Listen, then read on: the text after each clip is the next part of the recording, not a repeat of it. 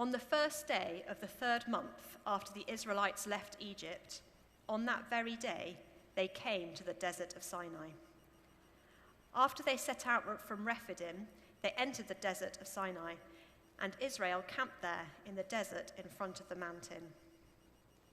Then Moses went up to God, and the Lord called to him from the mountain and said, "This is what you are to say to the descendants of Jacob, and what you are to tell the people of Israel. You yourselves have seen what I did to Egypt, and how I carried you on eagle's wings and brought you to myself. Now, if you obey me fully and keep my covenant, then out of all the nations you will be my treasured possession. Although the whole earth is mine, you will be for me a kingdom of priests and a holy nation. These are the words you are to speak to the Israelites." So Moses went back and summoned the elders of the people and set before them all the words the Lord had commanded them to speak. The people all responded together, "We will do everything the Lord has said." So Moses brought their answer back to the Lord. The Lord said to Moses, "I'm going to come to you in a dense cloud, so that the people will hear me speaking with you and will always put their trust in you." Then Moses told the Lord what the people had said. And the Lord said to Moses, "Go to the people and consecrate them today and tomorrow.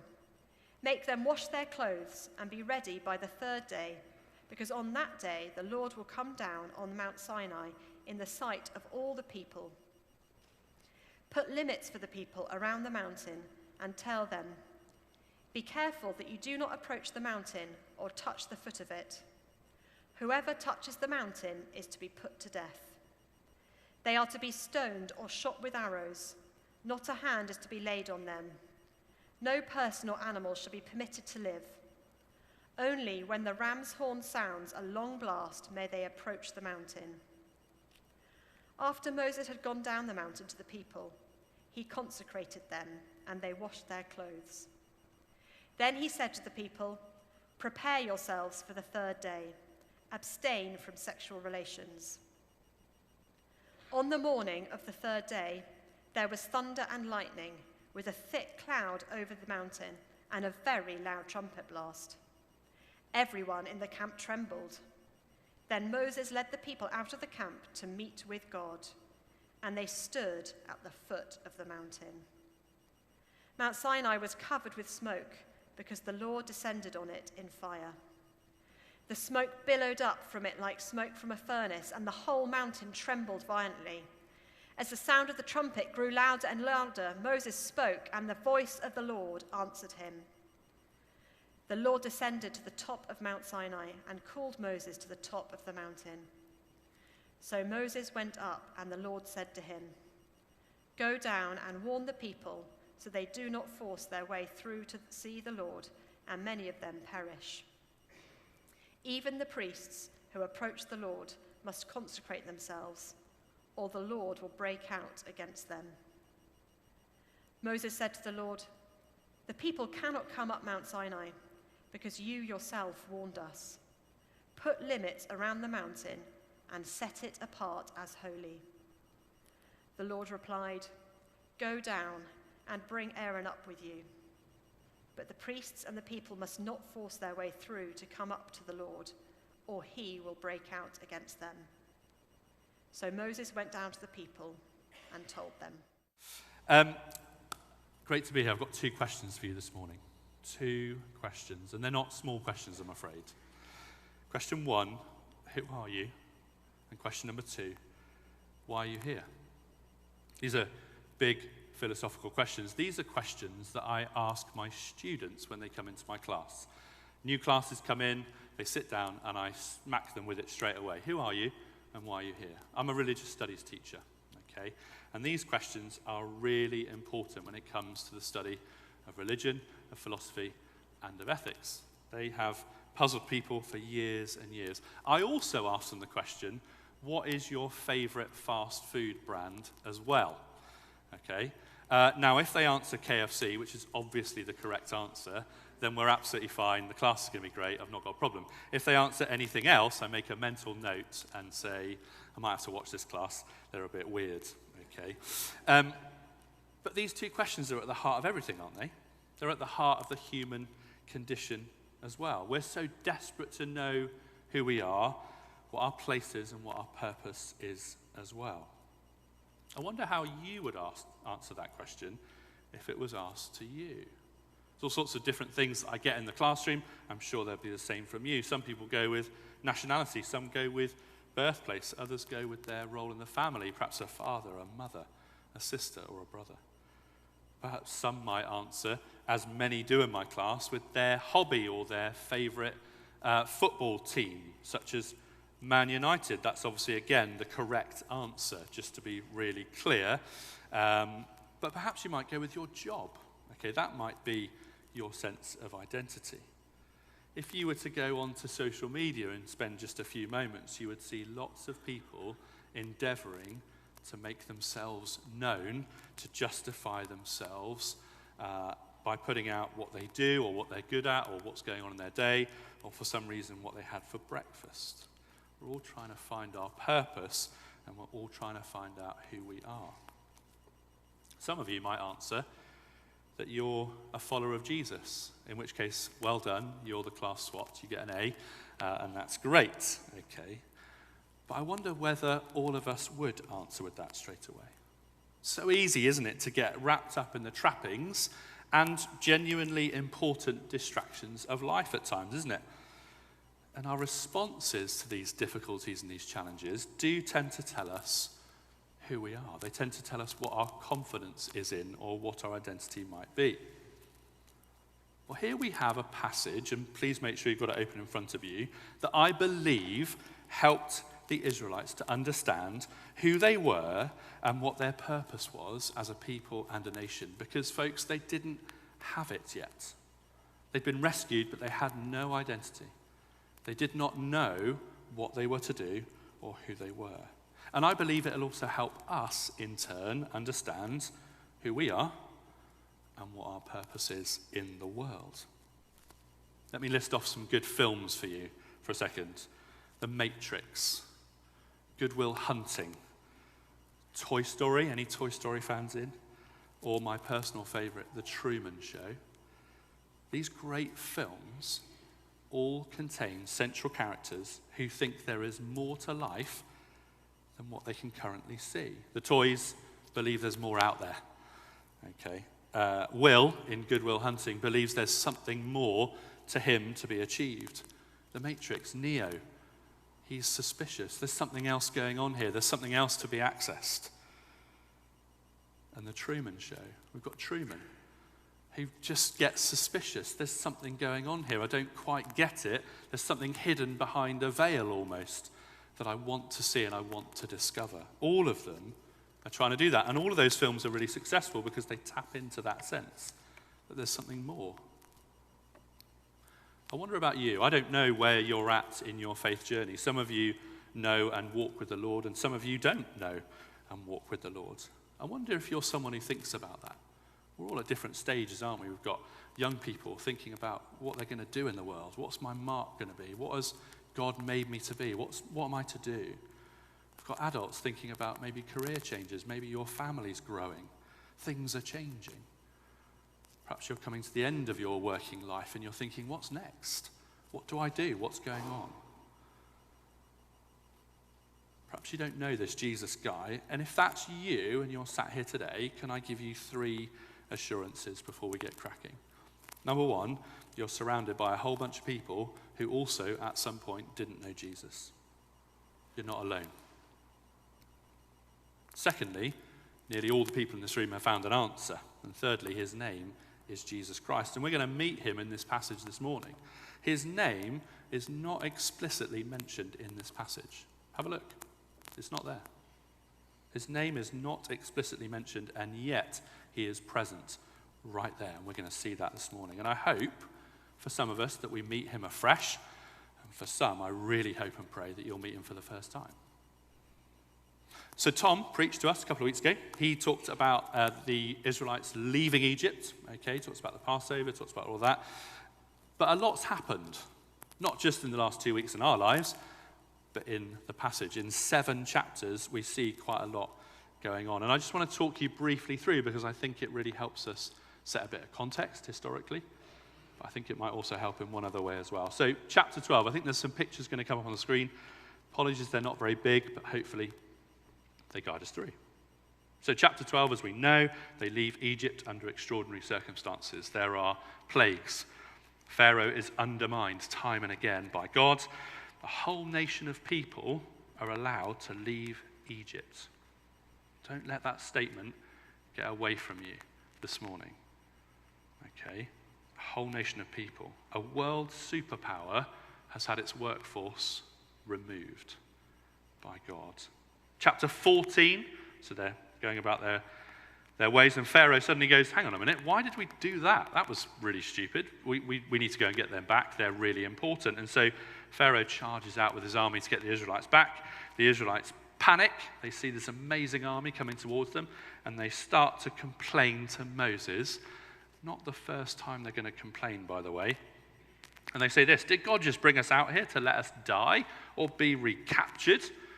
Well, God, in his graciousness, then separates a sea to allow his people to escape. There was no way, he made a way, they escaped.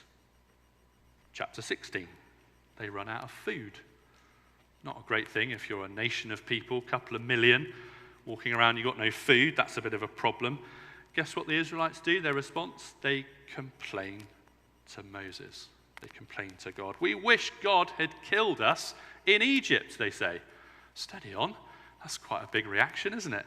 You've been rescued by God, you've run out of food, but they revert back to type. They don't know who they are.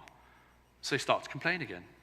Moses, why have you brought us here? We'd rather God had killed us in Egypt. God then provides miraculous food from heaven, manna, and even then some of the Israelites disobey simple instructions to only take what they need.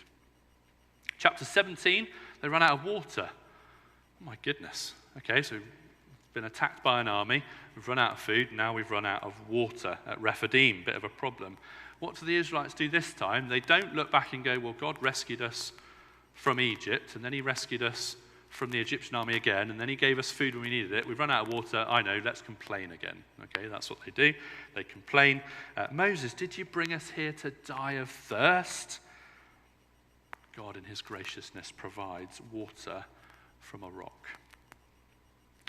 Oh, and then one more thing. The Amalekites attack them and they have a battle against this big army. And God once again turns up to save the day. He gives directions that they're to hold Moses' hands up aloft if they are to win the battle. If we click on one more time, we'll see it's a pretty eventful 3 months, wasn't it? All of that took place in just 2 to 3 months. It's important information and context as we come to our passage today, because it tells us, yes, what happened, but I also think there's something else there. I think the Israelites are like you and me. We go through difficult things, don't we? We go through difficult times. It's easy to focus on our current situation, to be consumed by that problem or that issue or that difficulty that comes our way. I'm the worst at this. I get totally consumed at times in the problem that's in front of me. The Israelites are beset, aren't they, by one problem after another. They might be well within their rights to say, you saved us, God, from Egypt, but this isn't much better. Like, we're running out of food, we're running out of water, we're being attacked left and right. All these things are going wrong. Just because we're saved doesn't mean we don't suffer, does it? Far from it. However, we need to know who we are and what our purpose is if we're going to navigate these things. And you can see here a people who don't know which way to turn. They don't know which way is the right way to go. Wonder what your difficulties are. Just take a second to have a little think. Probably won't take you long to think of them. Perhaps they're little things that are going on. Perhaps something's broken in the house. Dishwasher's not working. Tap won't stop dripping in our house. Okay. Perhaps it's actually big stuff. Perhaps there's issues in your marriage. Perhaps there's difficulty with children, supporting their needs, maybe with behaviors. Perhaps you've got elderly parents. Perhaps there's terminal illness going on in your life, in your family, amongst your friends. Perhaps you've got money issues. Perhaps actually you've got friendship issues. Perhaps there's social anxiety going on for you. Exams, anybody? That's going on at the moment. There are all sorts of things going on that can totally capture our attention and make us focus on the problem and not on the one who solves problems. I believe the Israelites fundamentally forgot who their God was in those moments and what he had done. You ever said these things in your prayers, maybe? Why me? Why me, God? Why this? Why now? Do you not care about me? Do you not care about us? What's the point? Ever said that? Does anyone care? This would never have happened if. That was a classic one, I think, for the Israelites. So as we come to this passage, don't forget, I don't think we're much different to the Israelites. It's very easy for us, isn't it, to look at the Israelites and go, well, they made mistake after mistake after mistake after mistake. Wasn't God gracious? Wasn't God good? Well, we tend to do the same things too, don't we? However, I have an encouragement for you this morning. If you're somebody that's sat in that place of difficulty and you can't see beyond that problem, note that God has provided in this story, in this book, every step of the way. He has fought off enemies. He's guided them right to where he wants them to be. It's easy for us to see things glass half empty, but God is always at work. He always ensures his purposes come to be. If you need that this morning, I pray that encourages you. You'll be glad to know I'm not going to talk about all of Exodus 19, otherwise we'll be here until next Sunday. I'm going to focus on the first 6 verses. Have those open in front of you, okay? We're going to go verse by verse. We're going to unpack 3 points today. Number 1, what is our identity? Number 2, what should our response be to knowing our identity? And number 3, what is our purpose now that we know our identity? So identity, response, and purpose. Have a look with me at verse 1. So verse 1, helpful bit of timekeeping by the writer. We've already talked about it. Basically 2 to 3 months after leaving Egypt. The aforementioned events have happened over a very short period of time. I don't know about you, I hadn't quite appreciated that until I prepared for this. I didn't realize that those things happened in such a short time window. Verse 2, they come to the desert of Sinai. Where is this desert? Well, I've got a confession to make. I did a lot of reading. A lot of people think a lot of different things, so I don't know. I'm really sorry.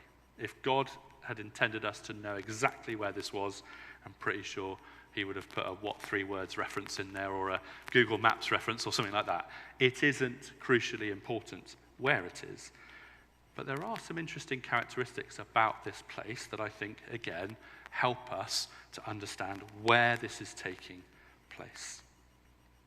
So number 1, the Sinai Desert wasn't really a desert. It's a bit annoying, isn't it? Why did they call it that? It was actually grazing country for livestock. It doesn't seem like an interesting detail, doesn't it? Until you realize that the Israelites are going to be here in this place for the next 52 chapters of the Bible. Those of you who prefer more sort of regular amounts of time, 1 year. Okay, they're going to be here 1 year. And so in order to be there with everything and their animals, they're going to need that, aren't they? So God provides it. He provides this amazing place where they can live for a year. Another reason we know this is a grazing country leads me to my second point. This is the same place that Moses, a shepherd at the time, was spoken to by God at the burning bush. Did you know that? God said to Moses in Exodus 3:12, "This shall be a sign to you that I've sent you. When you have brought the people out of Egypt, you shall serve God on this mountain." So for Moses, this was a really significant place, and the location would not be lost on him. If all the other events of the last 3 months haven't been proof to the people that God sent Moses, the fact that they were back here with all the people would have been to Moses. He would know in that moment when they arrived at that place, oh yeah, God said to me, I'd be back here. That's how I'd know that God sent me, is that I'd be back here. And I wouldn't just be back here on my own. There'd be millions of people behind me who God had rescued and brought to this place. He would know that something momentous is about to take place here. So, verse 3 brings us to the moment that God speaks to Moses on the mountain. Notice further down, if you read on, the people could not approach that mountain. If they did, very, very bad things would happen. And so I imagine a very generous perimeter was set up around the base of that mountain. So here's my first point. What is our identity? He says to Moses this. This is what you are to say to the descendants of Jacob and what you are to tell the people of Israel. You yourselves have seen what I did to Egypt and how I carried you on eagle's wings and brought you to myself. Now let's pause there and break that down a little bit. So he refers to them by a name. He refers to them as the descendants of Jacob. Now those of you who are good at your Sunday school, remember your Head Start days, you'll know that Jacob didn't exactly cover himself in glory, in his stories. We've got issues of deceit, issues with Esau and things like that, not particularly great. And yet, Jacob's story stands out as an example of grace, an example of redemption. So perhaps God is using that term specifically to do two things. Number one, to say, guys, you're not as good as you think you are. Just make sure you understand where you are in this whole situation. I am God, and you are the Israelites. And yet, I was gracious to Jacob, and I'm going to be gracious to you too. He's reminding them that they're not all that, and he comes up with a really big reminder. He says this. I think it feels like he's been waiting to do it for about 3 months, through all those things that have gone on, all those complaints from the people, and he says, you saw what I did to Egypt. It's as if he's saying, do you remember Egypt? Do you remember how miserable it was? Do you remember how confining it was? How life-limiting it was? Do you remember the slavery? Do you remember the hopelessness? Do you remember the pain?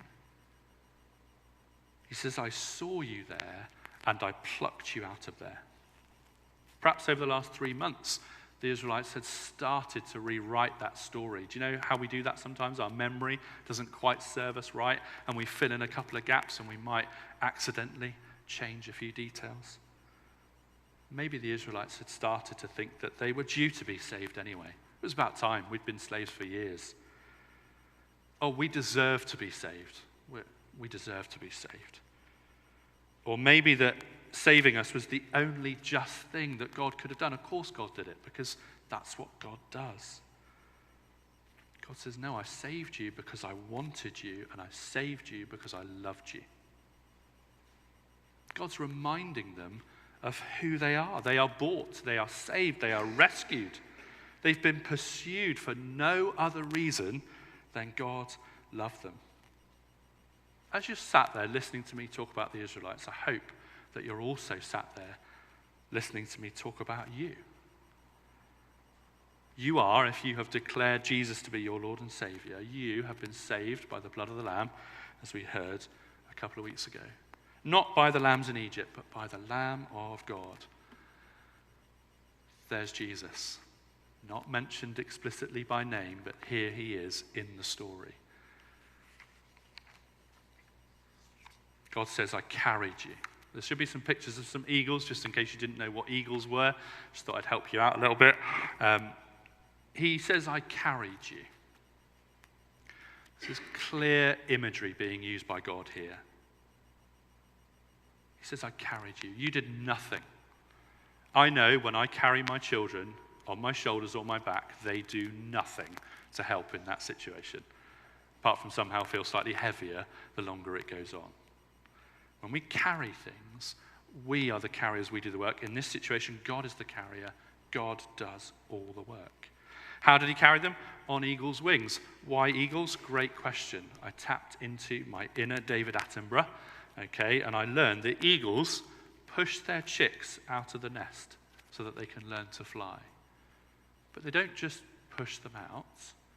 They push them out and then fly underneath them. Eagles fly underneath their chicks. Why? Because if they fall, they catch them. Eagles are these powerful, terrifying, fierce creatures, but they know how to look after their own. Does that remind you of anybody? Reminds me of God.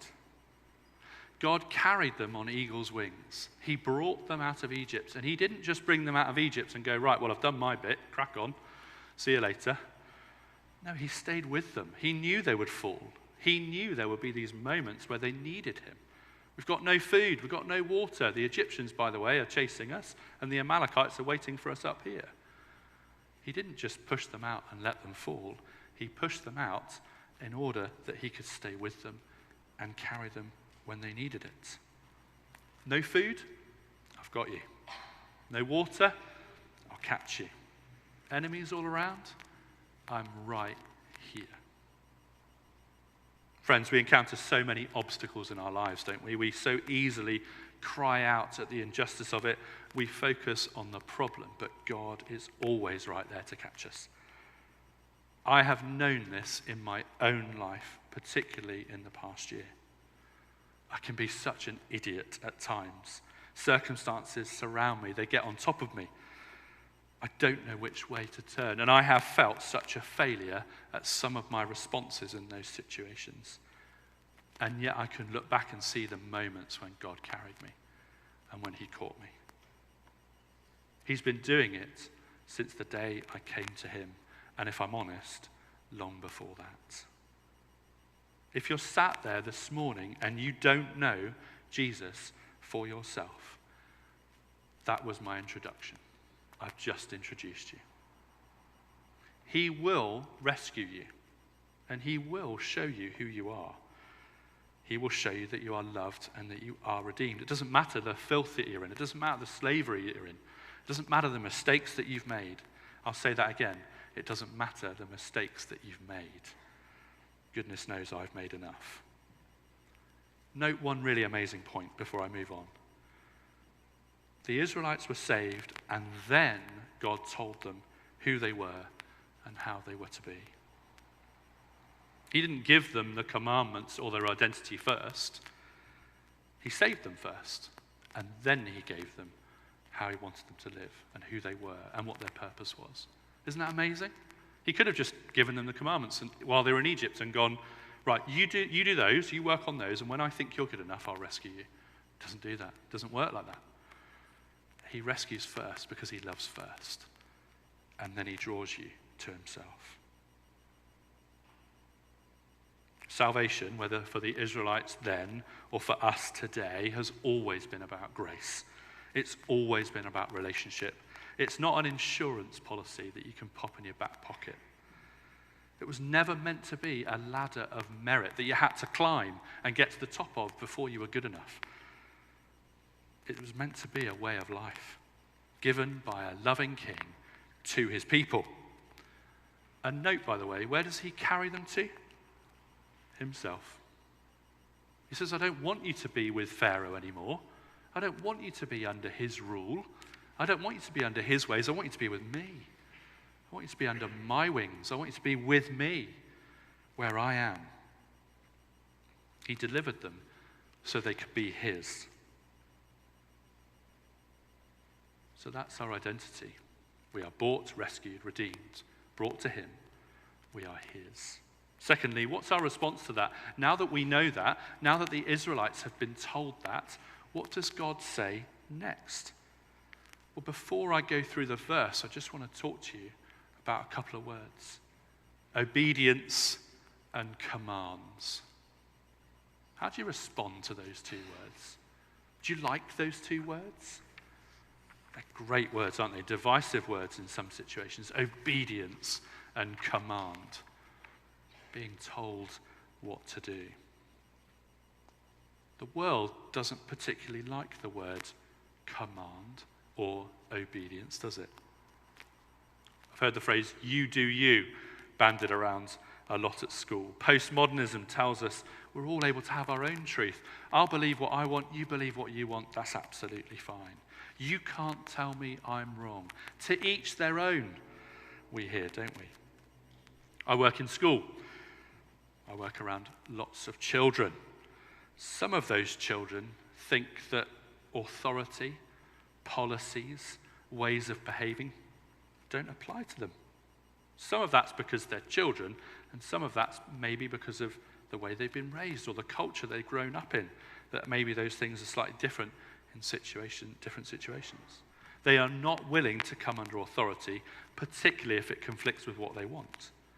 This may be for all sorts of different reasons, but God says something interesting here, doesn't he? And what we've got to hold on to here is that anything that God says can't be unsaid. God is never wrong in what he says. It never changes. Look at this. Now, if you obey me and keep my covenant, then out of all the nations you will be my treasured possession. God uses the word obey. God wants obedience to be the response. Note the use of the word now, by the way, showing that it's the result of the sentence before. He wants obedience to be the response to his saving the people. In case you didn't know, this is one of the things we're working on in school at the moment, words that people might not quite know the definition of. So I'm going to tap into my teacher there. What is obedience? Well, obedience is compliance with an order, request, or law, or submission to another's authority. We look for obedience in lots of areas of our lives, don't we? Parenting, it'd be nice if we had a bit of obedience from our children. Work, need to do things that people want us to do. That needs to happen. Society seems to work well in some areas where there's submission to authority and some areas not. Society tends not to work well where there's a lack of that submission, perhaps, or obedience. Quite often when we see this lack of submission, it might be for two reasons. Number one, the people in charge aren't trustworthy.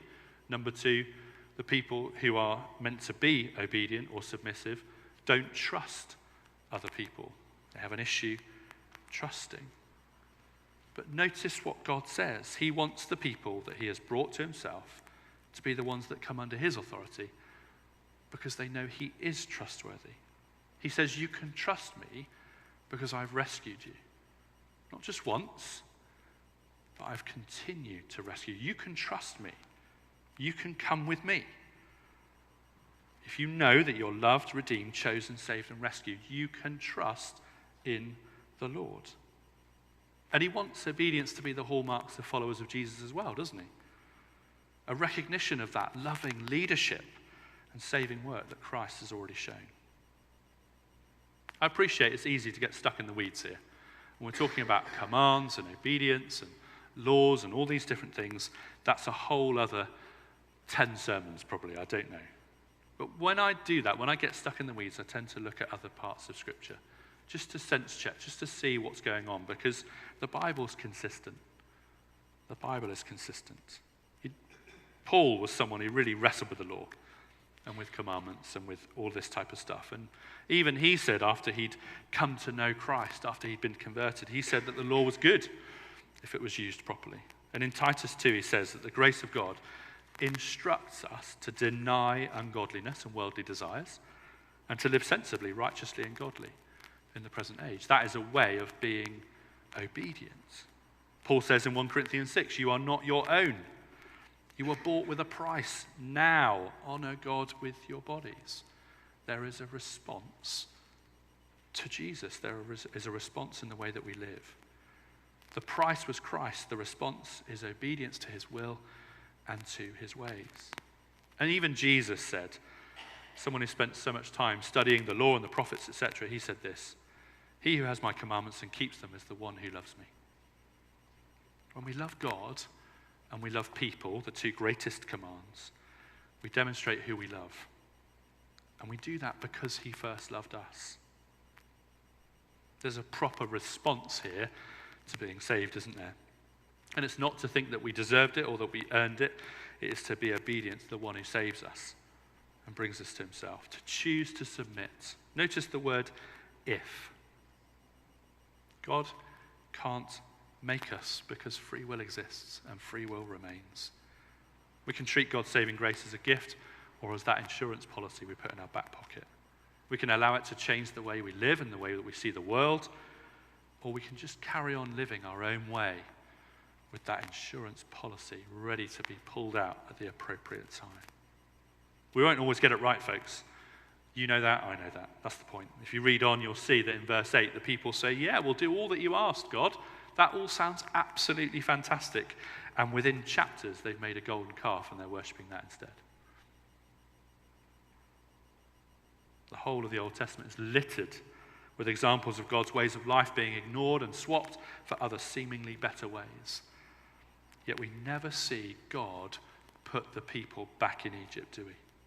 We never see him abandon his people. We never see him say, oh, I tried, guys. It's not working out. He pursues them and he rescues them time and again. He remains true to his word, doesn't he? I saved you. I rescued you. I bore you on eagle's wings. I required nothing from you first. I ask you to obey me. I ask you to obey my life-giving ways, and you will be my treasured possession. So we've laid a groundwork. We've figured out what our identity is, hopefully. We've figured out what our response to that identity should be. But we need a purpose. The Israelites need a purpose. What is it that they're to do? What is it that God wants them to do? I feel like this is what I call the so what bit in my lessons. I have a slide at the end of every lesson that goes, so what? What was the point in learning all of that? How is it useful? What does it mean? What can we do with it? Well, this is the so what. Listen to this. He says, although the whole earth is mine, you will be for me a kingdom of priests and a holy nation. He starts by saying the whole world is his. He could have brought the whole world under his rule and reign, and yet his plan was for a select group to be mediators of God to the earth. This is what it means to be a kingdom of priests.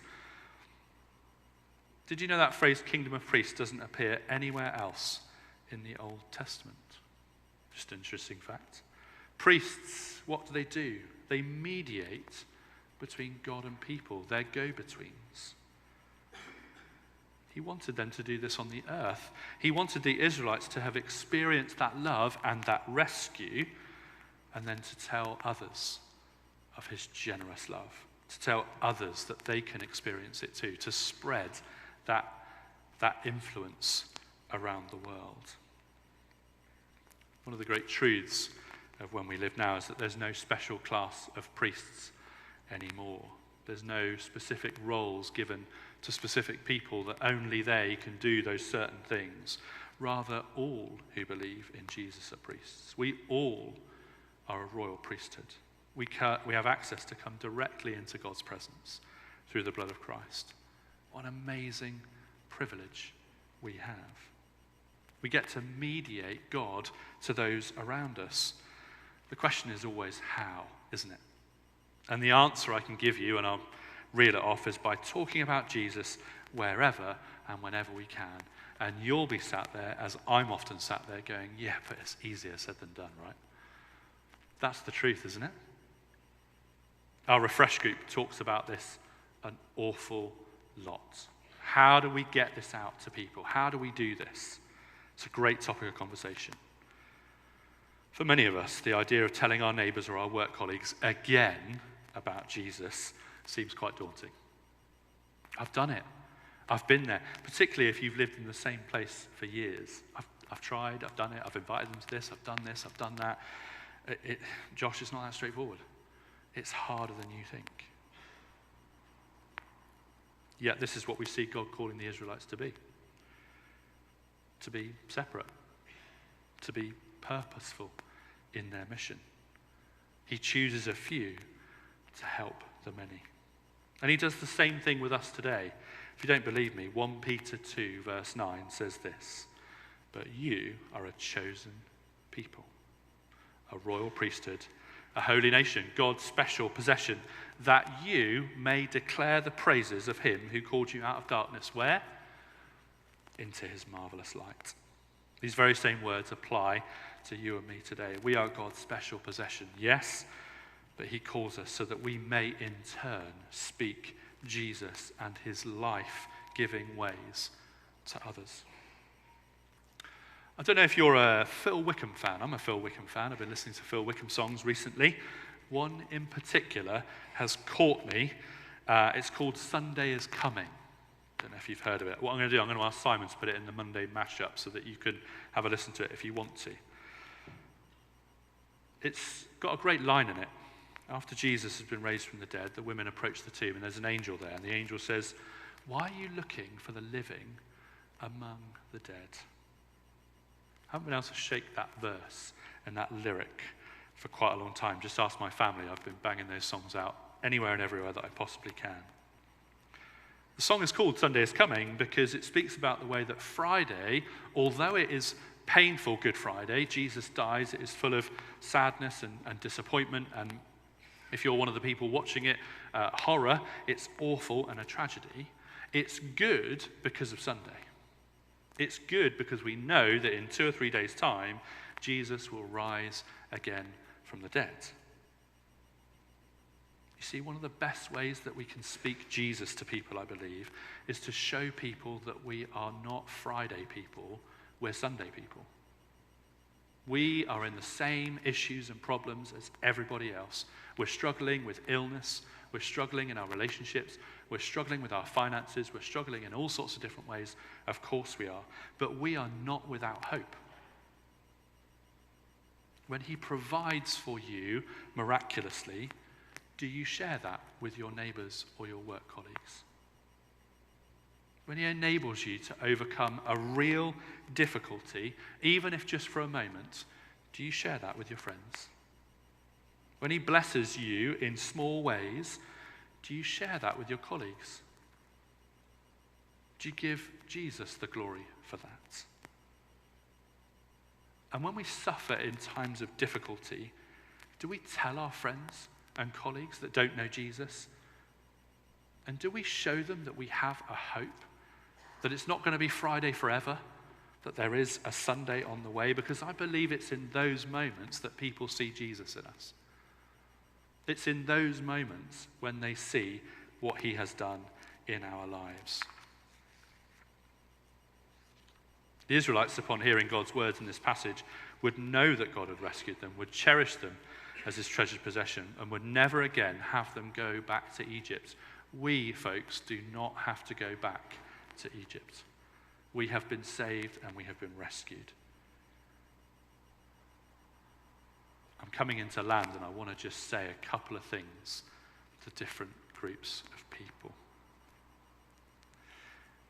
If you don't know Jesus today, he wants to rescue you. If your life is darkness, he wants to bring you into marvelous light. He wants you to stop looking for the living among the dead. Stop looking for answers to who you are in places that can't give you that.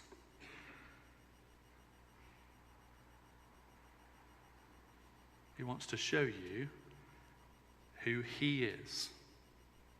He wants to set you amongst the people of God and to change your life forever. I can tell you, my life is not what I thought it would be. It's been 50 times better, 100 times better. He wants you to live distinctly. He wants you to be different, yes. And he wants you to tell as many people about him as possible. So in summary, who are we? Folks, we're chosen. We're redeemed. We're forgiven. And we have been rescued. What's our response to that? Obedience. To come under his authority. To live his ways. His ways that bring life, and not just life, but life to the full. He's brought you out of darkness. And he's put you in his marvelous light. And what do we do with all of that? We're to be different, and we're to mediate God to the world. We are to take that message into our everyday and to be bold in those moments.